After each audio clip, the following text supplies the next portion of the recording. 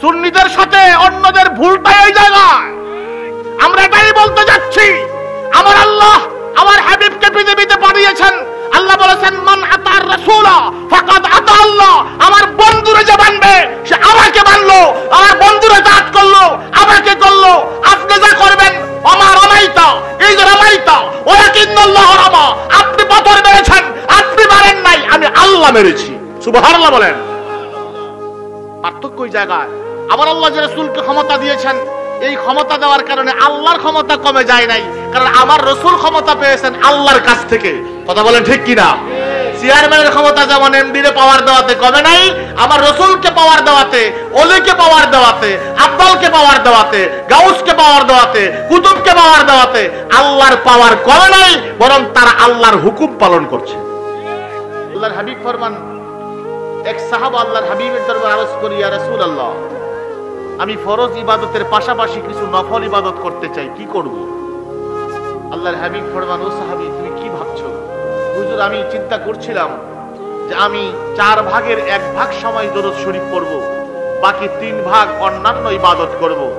আল্লাহর হাবিব ফরমান, ভালো, দরুদ শরীফ যদি বাড়াতে পারো ভালো হয়। ওই সাহাবা বলে, হুজুর, তাহলে আমি অর্ধেক সময় দরুদ শরীফ পড়ব। আল্লাহর হাবিব ফরমান, ভালো, আরো বাড়াতে পারলে ভালো হয়। হুজুর, তাহলে 3 ভাগ সময় আমি দরুদ শরীফ পড়ব। আল্লাহর হাবিব ফরমান, ভালো, কিন্তু আরো বাড়াতে পারলে ভালো হয়। ওই সাহাবা আরজ করে, ইয়া রাসূলুল্লাহ, আমি সব সময় আপনার উপর শুধু দরুদ শরীফই করব। আল্লাহর হাবিব ফরমান, তাই যদি হয়, আই ইয়াকফিয়াকা হাম্মাকা ওয়া ইউকাফফিরা যামবাকা, তাহলে তোমার টেনশন দূরের জন্য তাই যথেষ্ট। তোমার জীবনে কোনো টেনশন থাকবে না এবং তোমার আমল নামাতে কোনো গুনাহ থাকবে না। আচ্ছা বলেন তো, এই যে আলো আর অন্ধকার, দুইটা কি এক জায়গায় থাকতে পারে? যেখানে অন্ধকার আছে সেখানে আলো নাই, যেখানে আলো আছে সেখানে অন্ধকার নাই। ঠিক তেমনি করে আল্লাহর রহমত যেখানে আছে সেখানে গজব নাই, গজব যেখানে আছে সেখানে রহমত। টেনশন, এটা কি গজব না রহমত? গজব। টেনশন গজব না? আজকে ডাক্তাররা যে বিষয়টি নিশ্চিত করেছেন, যারা বেশি টেনশন করেন তাদের প্রেসার বেড়ে যেতে পারে, টেনশনে ডায়াবেটিস হয়, টেনশনে আপনি স্ট্রোক করতে পারেন। এটা তো গজব। আল্লাহর হাবিব ফরমান, কেউ যদি একটিবার আমার উপর দরুদ শরীফ পড়ে, সাথে সাথে আমার আল্লাহ তার উপরে 10টা রহমত বর্ষণ করে। আচ্ছা বলেন তো, টেনশন যদি গজব হয় আর আপনি দরুদ শরীফ পড়েন, রহমত যদি এসে যায়, আর কি গজব থাকতে পারবে? শুধু রহমত পাঠান তা না, আপনি একবার দরুদ শরীফ পড়েন, আল্লাহর হাবিব ফরমান, তাহলে তার আমলনামা থেকে 10টা গুনাহও মুছে যায়। একবার পড়লে যদি 10টা যায়, 2 বারে কত যায়? 3 বারে, 4 বারে, যত পড়লেন 10 করে মাইনাস, এক সময় দেখা যাবে আমল নামাতে আর কোনো গুনাহই নাই। তাহলে এমন ইবাদত, আল্লাহ যদি তার সুন্নত আমরা যদি করি, আল্লাহ যে কাজটা করেন এটা যদি আমরা করি আর এটা যদি কবুল না হয়, তাহলে বেইজ্জতি আল্লাহ। ঠিক কিনা বলেন? আল্লাহ রাব্বুল আলামিন কিছু করেন না, কিন্তু 2টা কাজ করেন। একটা হলো তার বন্ধুর উপরে সালাত প্রেরণ করেন, আর তিনি আমার আল্লাহ যারা নাকি আল্লাহর ওলি তাদেরকে মহব্বত করেন, ভালোবাসেন। সুতরাং একটু মহব্বতের সাথে কি দরুদ শরীফ পড়া যাবে? এই পার্থক্য কি? মাফ করে, আমরা আব্দুন, আমরা আল্লাহরে খুশি করতে চাই। আমরা হলাম আব্দুন, আমরা আব্দুল্লাহ, আমরা আব্দুন। আর আমার রাসূল হলেন আব্দুহু। আব্দু হলো তিনি, আল্লাহ যারে খুশি করতে চায়। কইতে পারেন, হুজুর আল্লামা ইকবালের একটা শের দিয়ে আপনি এটা প্রমাণ করতে চাইছেন? আরে না ভাই, কোরআনে কারিমে তো বলে, ওয়ালা সাউফা ইউতিকা রাব্বুকা ফাতারদা, অচিরেই আপনার রব আপনাকে এমন কিছু দেবেন আপনি রাজি হবেন, আপনি খুশি হবেন। ও হাবিব, যতক্ষণ পর্যন্ত আপনি সন্তুষ্ট না হবেন ততক্ষণ আপনাকে আমি আল্লাহ দিতেই থাকিব। আমি আল্লাহর মাকসাদ হলো আপনাকে খুশি করা, আপনাকে খুশি করা, রাজি করা।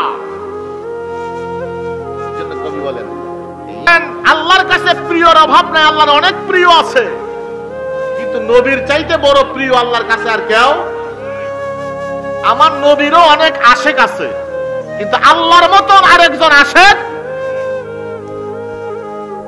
আমার নবী আল্লাহর কাছে অনেক প্রিয় আছে, কিন্তু আমার নবীর চাইতে আল্লাহর কাছে প্রিয় কেউ নাই। আমার নবীরও অনেক আশেক আছে, কিন্তু আল্লাহর মতো এমন আশেক আর কেউ। ও বন্ধু আমার তাফসীর গুলো দেখেন, এই যে আবকে 3 ভাগে ভাগ করা হয়েছে। কয় ভাগে বলেন? এক ভাগ হলো আবদে আবিক, 2 নাম্বার আবদে রাকিক, 3 নাম্বার হলো আবদে মাজুন। এই 3 প্রকার আবদ রয়েছে, 3 প্রকার আবদে আবিক, আবদে রাকিক, আবদে মাজুন। এক ধরনের আবদ হলো যারা অনুগত, আরেক ধরনের আবদ হলো যারা পলায়নকৃত, আরেক ধরনের আবদ হলো যারা অনুমতি প্রাপ্ত। এটা বোঝানোর জন্য আমি একটা উদাহরণ আপনাদের দিতে চাই। আমরা মানি, আমরা 5 ওয়াক্ত নামাজ পড়ি, রমজান আসলে রোজা রাখি, টাকা থাকলে যাকাত দেই, সম্পদ থাকলে হজ করি। কথা বলে ঠিক কিনা? আমরা হলাম অনুগত বান্দা। আরেক শ্রেণী আছে, তারাও পৃথিবীতে আসার সময় কাফের ছিল না। হাদিস শরীফে এসেছে, কুল্লু মাউলুদিন ইউলাদু আলাল ফিতরাত, প্রত্যেকটা মানুষ পৃথিবীতে ইসলামের উপর জন্মগ্রহণ করেছে, জন্মগতভাবে কেউ কাফের হয়ে আসে নাই। কারণ আলমে আরুহাতে প্রত্যেকটা মানুষ ঈমানদার ছিল। তারা বলেছে, আল্লাহ বলেছেন, আলাস্তু বিরাব্বিকুম, আমি কি তোমাদের রব নই? ক্বালু বালা, সবাই বলেছেন হ্যাঁ আপনি আমাদের রব। রূহের জগতে সবাই ঈমানদার ছিল, আল্লাহকে মেনেছেন, দুনিয়া আসার সময়ও তারা ঈমান নিয়ে এসেছেন, কিন্তু কয়দিন পরে হয়ে গেছে কাফের, ইহুদি, খ্রিস্টান, নাসারা। ঠিক কিনা বলেন?